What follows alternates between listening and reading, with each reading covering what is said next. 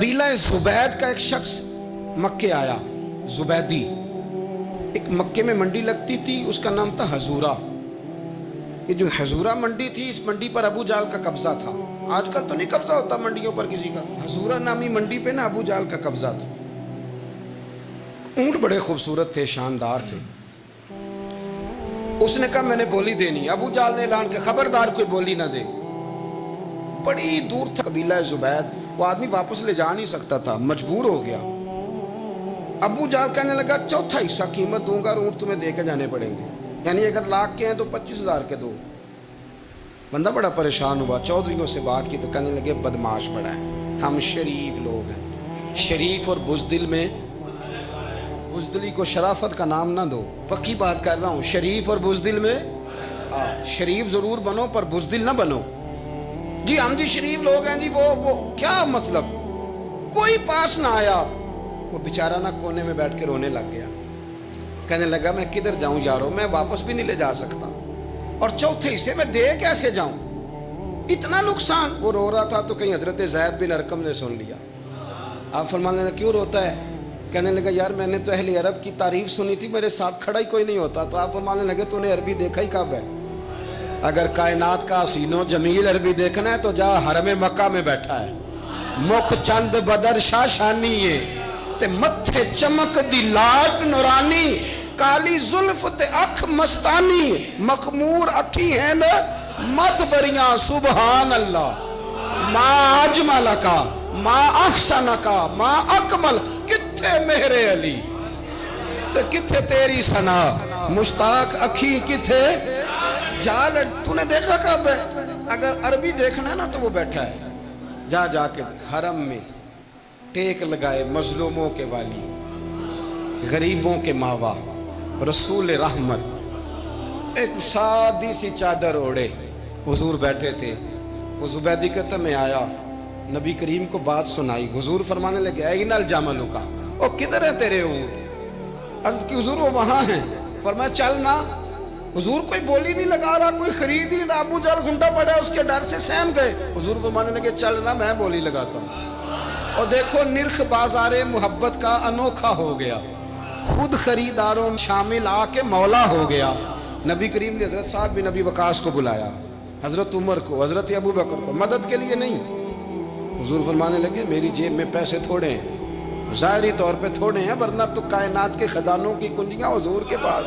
تھوڑے تھوڑے پیسے تو بھی بولی دینی ہے، سب سے پیسے لیے میں چلو بولی لگانے چلے۔ حضور آئے، اللہ اکبر، یہ میرے رسول کا طریقہ ہے، آؤ ذرا تھوڑی دیر کے لیے سوچیں۔ ابو جہل بیٹھا ہے بڑی مسند پہ، قربان جاؤں مدینے والے حبیب۔ وہ زبیدی کہتا اس کے کپڑے مہنگے تھے، حضور کے سادے تھے۔ اس نے بڑی پگڑی باندھی تھی، حضور کی سادی تھی۔ کہتے ہیں وہ آنکھیں اٹھا کے بات کرتا، مدینے والے نبی آنکھیں جھکا کے بات کرتے۔ وہ بولتا جاتا، حضور تھوڑے تھوڑے سادے سادے ٹھہر ٹھہر کے جملے بولتے۔ کہتے ہیں نبی کریم علیہ السلام اس کے ساتھ آ کے حضور بیٹھ گئے اور فرماتے ہیں میرے رسول کریم نے اپنا جبہ سیدھا کیا، پگڑی کو حضور نے سیدھا کیا اور فرمایا چل لگا بھائی بولی۔ ایک اس نے لفظ بولے، پھر حضرت ابو بکر نے بولی دی، پھر حضرت عمر نے دی، پھر سعد بن ابی وقاص نے دی، پھر زید بن ارقم نے دی، پھر رسول کریم نے دی۔ وہ کہتا ہے جتنے میں بیچنا چاہتا تھا نبی پاک نے ڈبل میں میرے اونٹ خریدے، ڈبل میں اونٹ خریدے میرے رسول۔ سلام اس پر کہ جس نے دشمنوں کو بھی قبائیں دی، سلام اس پر کہ جس نے گالیاں سن کر دعائیں دی۔ اور میرے اعلیٰ حضرت کہنے لگے جاؤ جا کے اعلان کر دو، غم زدوں کو رضا مجدہ دیجئے کہ ہے بے کسوں کا سہارا ہمارا، بے کسوں کا سہارا، جاؤ غم زدوں کو رضا مجدہ دیجئے کہ ہے بے کسوں کا سہارا۔ رسول کریم صلی اللہ علیہ وسلم نے نا خریدا مال، اور حضور سید عالم وہاں سے نکلے، اور نکلتے وقت حضور فرمانے لگے ابو جہل تیری آج شکایت آئی ہے، آج کے بعد نہ آئے۔ مکہ سارا اس کے ساتھ ہے، حضور کی مخالفت ہو رہی ہے، 40 لوگ ہیں صرف کلمہ پڑھتے، اور دین کا کام دار ارقم میں قید ہو کے کرنا پڑتا ہے۔ لیکن جب ظالم کے خلاف نکلے ہیں تو پھر دار ارقم میں بند ہو کے نہیں، پھر میدان میں نکلے اور فرمایا آج کے بعد تیری شکایت نہ آئے۔